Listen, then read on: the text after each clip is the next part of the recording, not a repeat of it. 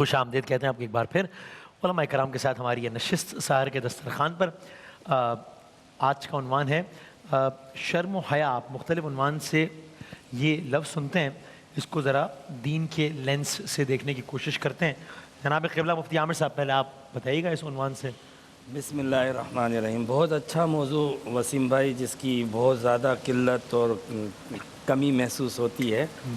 عام طور پہ جو ہے وہ لوگ شرمانے کو حیا تصور کرتے ہیں، لیکن حقیقی بات یہ ہے کہ بندہ جب گناہ کرتا ہے، جرم کرتا ہے، نافرمانی کرتا ہے، تو اسے اللہ سے حیا آنی چاہیے۔ اصل تو یہ ہے کہ بندہ گناہ کر رہا ہوتا ہے، اس وقت اس کو شرم نہیں آتی، اور لوگوں کے بیچ میں وہ اس طریقے سے بیٹھتا ہے کہ جیسے اس سے زیادہ حیادار کوئی نہ ہو۔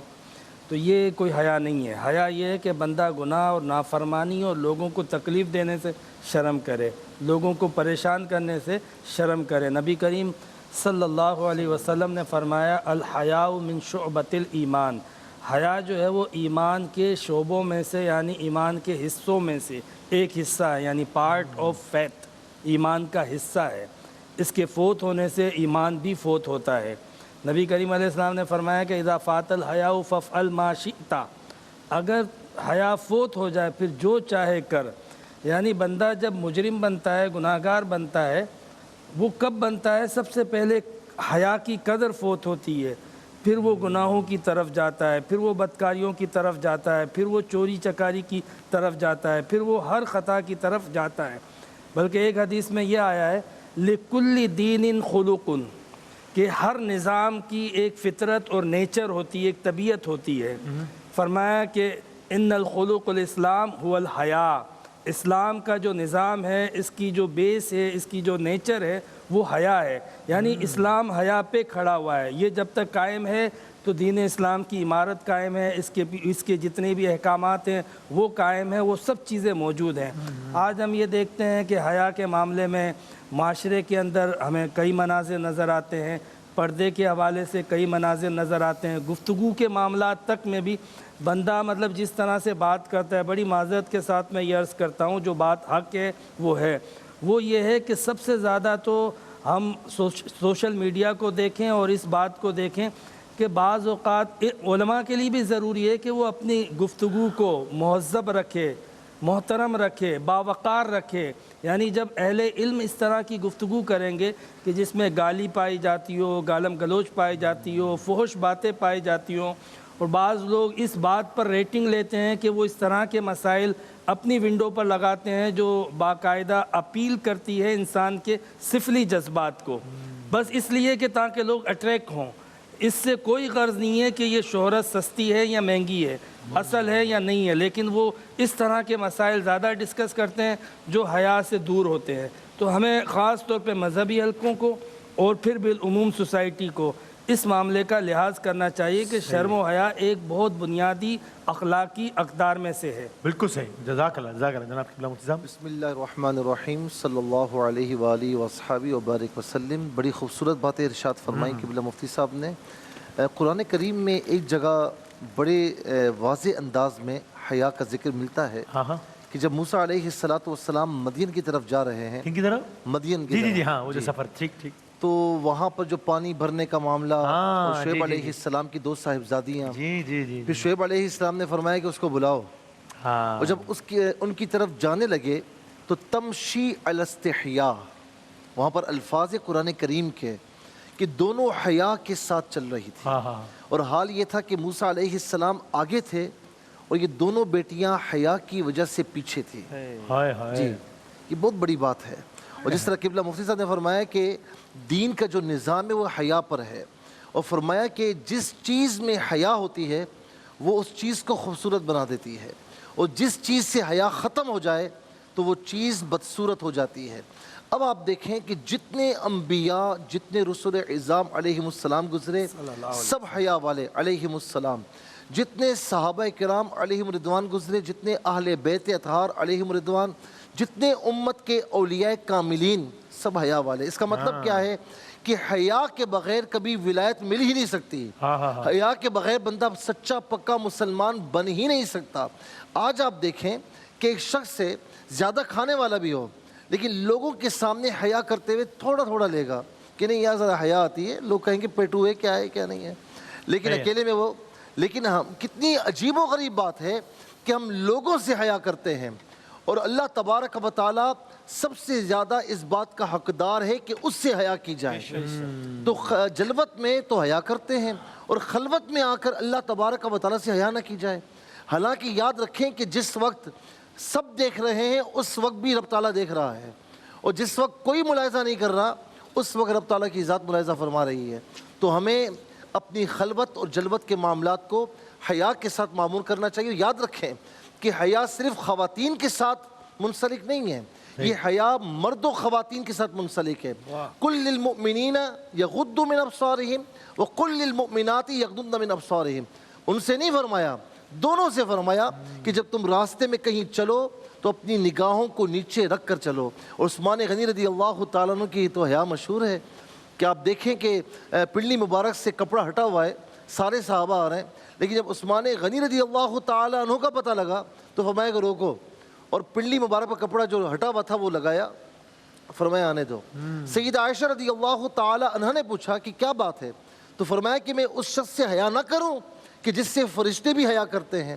تو آج ہم اللہ تعالیٰ سے حیا کریں گے انشاءاللہ, تو روز قیامت اللہ رب العالمین ہم سے راضی ہوگا. جناب مولانا قبلہ مہدی صاحب. بسم اللہ الرحمن الرحیم. دونوں مفتیان اکرام نے بہت ہی خوبصورت باتیں ارشاد فرمائی, اور اس میں حدیث مبارک یہ ہے کہ لا دین لمن لا حیاء لہ, اس کا کوئی دین ہی نہیں جس کے پاس حیا نہیں ہے. دین کی بنیاد ہی حیا ہے. ہر بات میں یہ بات یعنی یہ ایک صفت ایسی ہے. بعض مرتبہ آج کل میں کہنا چاہوں گا کہ حجاب کی کچھ ماڈرن شکلیں تو آ گئی ہیں, لیکن اس میں حیا نہیں باقی بچتی. ضروری نہیں کہ ہر حجاب کے ساتھ حیا ہو, اور بعض اوقات شاید حجاب اتنا پراپر نہ کیا ہوا لیکن حیا ہوتی ہے. تو وہ جو حیا ہے نا, وہ شاید وہ والا حجاب جس میں حیا نہ ہو وہ اتنا انسان کو گناہ سے محفوظ نہ رکھ پائے جتنا وہ حجاب کے, میں اس کی کوئی تائید نہیں کر رہا, لیکن جس میں لیکن اس میں اگر حیا ہے وہ انسان کو گناہ سے روک لے گا. اور یہ دو صفت ایسی ہیں, اللہ کی رضا پر راضی رہنا اور حیا, فوراً جنت میں لے کے جاتی ہیں. حدیث میں ہے کہ کچھ لوگ ہوں گے جنت میں پہنچے ہوئے ہوں گے بہت پہلے سے, تو بعد میں جب جنتی آئیں گے تو ان سے پوچھیں گے کہ ہم تو اتنا لمبا سفر کر کے آ رہے ہیں, محشر میں سالوں کھڑے رہے, حساب کتاب دیتے رہے, صراط سے گزرے ہیں, اور تم کب سے ہو؟ کہا ہمیں تو پتہ نہیں چلا, ہم تو قبر سے اٹھے جنت میں. تو قبر سے اٹھے جنت میں تمہارا کون سا عمل تھا؟ تو کہیں گے کہ ہمارے 2 اعمال ایسے تھے کہ جو ہمیں قبر سے براہ راست جنت میں لے آئے, نہ کوئی حساب کتاب نہ کوئی سوال, اور اگر ہے تو وہ منزل اتنی جلدی برق رفتاری سے گزر گئی کہ جیسے نہ ہونے کے برابر. کہ وہ کون سے 2 اعمال تھے؟ کہ ایک یہ کہ جو اللہ سبحانہ و تعالیٰ نے ہماری تقدیر میں لکھ دیا تھا ہم اس پہ راضی رہتے تھے, کوشش ضرور کرتے تھے لیکن راضی برضائے پروردگار رہتے تھے, اور ہم تنہائی میں اللہ کی معصیت کرنے میں حیا محسوس کرتے تھے. حیا آتی تھی کہ, اور حدیث میں اس طرح سے ہے کہ جب ایک انسان تنہائی میں گناہ کر رہا ہوتا ہے اور کوئی چھوٹا بچہ آ جائے دفعتاً اور وہ اپنے گناہ کو روک لے, تو اللہ سبحانہ و تعالیٰ کی صدا آتی ہے کہ اے انسان تو نے مجھے اس چھوٹے بچے سے بھی پست دیکھنے والا شمار کیا, کیونکہ جب میں تجھے دیکھ رہا تھا تو نے حیا نہیں کی, لیکن وہ 5 سال کا مثلاً بچہ آ گیا, اس وقت تو نے اس کے سامنے تو حیا دکھلائی, میرے سامنے حیا نہیں دکھلائی. تو حیا کا ایک تصور ہے اللہ سبحانہ و تعالیٰ سے, ایک خود انسان کے اپنے نفس میں ایک حیا ہوتی ہے, بات چیت میں حیا ہوتی ہے, ممبر پر حیا ہوتی ہے. جیسے کہ مفتی صاحب نے بڑی اچھی بات کہی کہ آج کل تو بعض ممبروں سے بات ایسا کی جاتی ہے اور پھر تھمبنیلز ایسے بنائے جاتے ہیں, کلک بیٹس جس کو ہم آج کل کہتے ہیں, کہ وہ موضوعات ہر موضوع ہر جگہ بیان کرنے کا نہیں ہوتا, بالخصوص جب آپ اس کو یوٹیوب پہ ڈال رہے ہیں, سوشل میڈیا پہ ڈال رہے ہیں, تو اس میں ایک حیا کا تقاضا ہوتا ہے, اس کا خیال کرنا چاہیے. اور اللہ سبحانہ و تعالیٰ میں توفیق عطا فرمائے. یہاں تک کہ آخری بات میں کروں گا, ان الصلاۃ تنہی عن الفحشاء والمنکر, نماز جو ہے وہ بے حیائی سے روک لیتی ہے. اچھا سوال, نماز بہت سے لوگ پڑھتے ہیں پھر بھی بے حیا ہوتے ہیں. اس کی وجہ یہ ہے کہ ایک تو نماز کو اپنی پوری روح کے ساتھ نہیں پڑھ رہے, فقط اٹھک بیٹھک ہے بظاہر, کہ اس کا اثر ظاہر نہیں ہو رہا. اگر پوری اسپرٹ کے ساتھ پڑھ رہے ہوتے, نماز کی قبولیت کی علامت کیا ہے؟ کسی بزرگ عارف سے پوچھا گیا, بلکہ حدیث کا مفہوم ہے کہ نماز قبول ہو گئی, اس کی نشانی کیا ہے؟ کہا ایک نماز سے دوسری نماز کا وقفہ اگر اس میں بغیر معصیت پروردگار کے گزار دیا تو وہ نماز قبول ہے. یہ علامت ہے کہ وہ نماز قبول ہے. اس نے بے حیائی سے روک دیا. شیطان بھی بڑا بظاہر عبادت گزار تھا, لیکن آخر میں اس نے بے حیائی کر لی اللہ سبحانہ و تعالیٰ کے سامنے. اس کی وجہ کیا تھی؟ खलीफत उल्लाह के सामने नहीं झुका जिसे अल्लाह सुब्हानहू व तआला ने बनाया था। जो तो नमाज बेहयाई से और मुनकरात से रोकेगी, बेशर्तिहा व शुरूतिहा, कुछ शर्तों के साथ है, कुछ कंडीशंस के साथ है। उसमें है कि अल्लाह के बनाए हुए के सामने झुक जाओ, उसमें यह है कि अल्लाह सुब्हानहू व तआला के हुक्म के सामने सर तस्लीम खम हो जाओ। इतनी हया को ले आओ तो ये नमाज की इबादत तुम्हें वो ताकत अता कर देगी कि नमाज के अलावा बाकी औकात में भी तुम्हें बेहयाई से रोक लेगी। बिलखुसूस रमज़ान मुबारक में, रमज़ान मुबारक हरम ज़मानी है खुदा है, बैतुल्ला शरीफ वो हरम मकानी है। हरम शरीफ कहते हैं ना हम, तो हम जाते हैं जब हरम में, तो बहुत सारे आप ज़िंदगी में शायद कोई ऐसे काम कर रहे हो जो आप हरम में जाके कोई नहीं करेगा। तो मैं हरम शरीफ में बैठा हूँ तो उस हरम का एहतराम होता है। बैतुल्ला शरीफ हरम मकानी है, रमज़ान मुबारक हरम ज़मानी है। हरम मकानी के लिए आपको चल के जाना पड़ता है, हरम ज़मानी आपके पास चल कर आता है।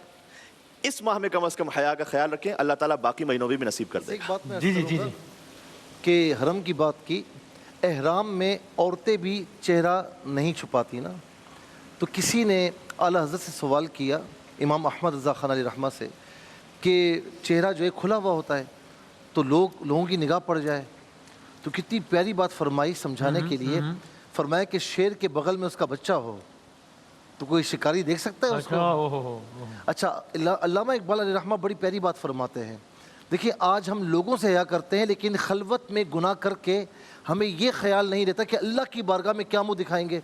अल्लामा इकबाल तो रसूलुल्लाह अलैहिस्सलाम की बात करते हैं, फरमाते हैं तू गनी अज़हर दो आलम मन फ़कीर, रोज़े महशर उज़र हाय मन पज़ीर, अगर तू मी बीनी हिसाबम नागुज़ीर, निगाहे मुस्तफ़ा अज़ निगाहे मुस्तफ़ा पिन्हा बगीर। कि मौला अव्वल तो हिसाब से महफूज फरमा, लेकिन हिसाब लेना नागुज़ीर हो जाए तो मेरे मुस्तफ़ा की निगाहों से छुपा कर देना कि मुझ में सामना करने की हिम्मत नहीं शेर पे है। बंदा कुर्बान हो जाए इकबाल के शेर बेशक पे। बेशक। और फिर जब एक जी जी 30 सेकंड जी जी जी कंक्लूड कर लें। तो बस वो हज़रत इकबाल का नाम लिया तो उनसे याद आया कि फिर एक कैफियत इंसान की वो आ जाती है कि जब इस हरम ज़मानी में ना, तो वो अगर सच्चे दिल से माफ़ी मांग ले अल्लाह सुब्हानहू तआला की बारगाह में, परवरदिगार जो हुआ मैं इस रमज़ान में माफ़ी मांग रहा हूँ, अपने आप को बदलने की कोशिश करता हूँ, तो कहते हैं कि तू बचा बचा के न रख इसे, तेरा आईना है वो आईना कि शिकस्ता हो तो अजीज तरह निगाहे आईना साज में।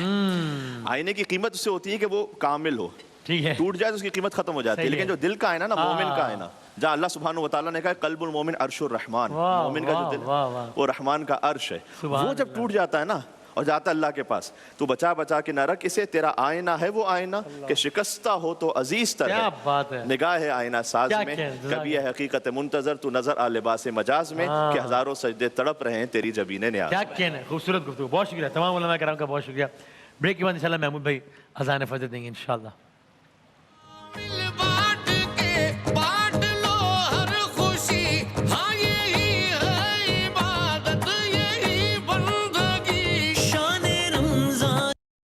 وبصوم غد نويت من شهر رمضان، मैं माह रमज़ान के कल के रोज़े की नियत करता हूँ।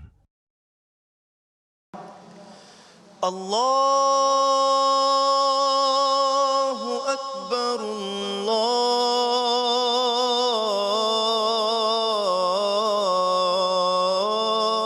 अल्लाहु अकबर,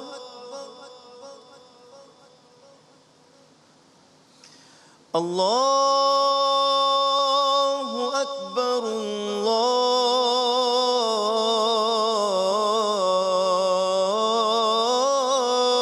अल्लाहु अकबर,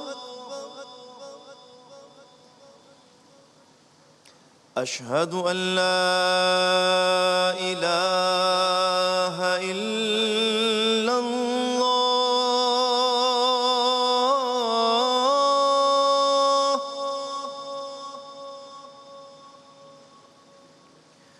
अशहदु अन ला इलाहा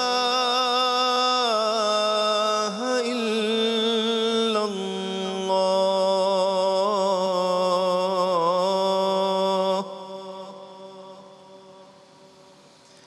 अशहदु अन्न मुहम्मदर रसूलुल्लाह,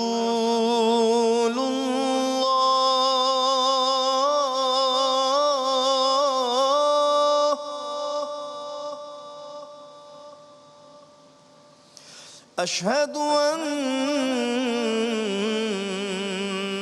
محمد رسول الله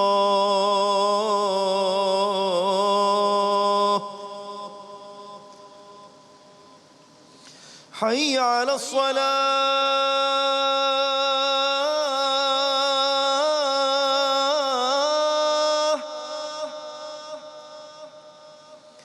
حي على الصلاة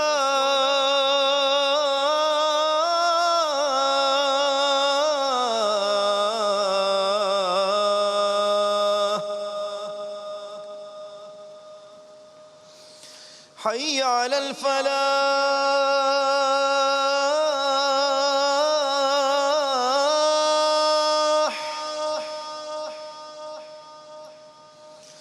حي على الفلاح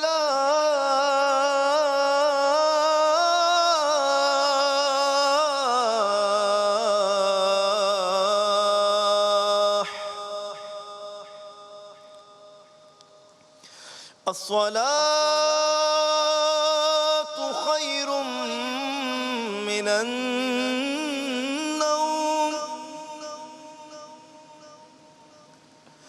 الصلاة خير من النوم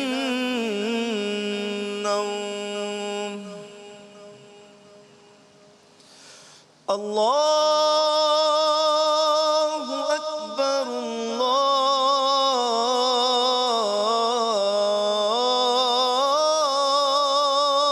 الله أكبر لا إله إلا الله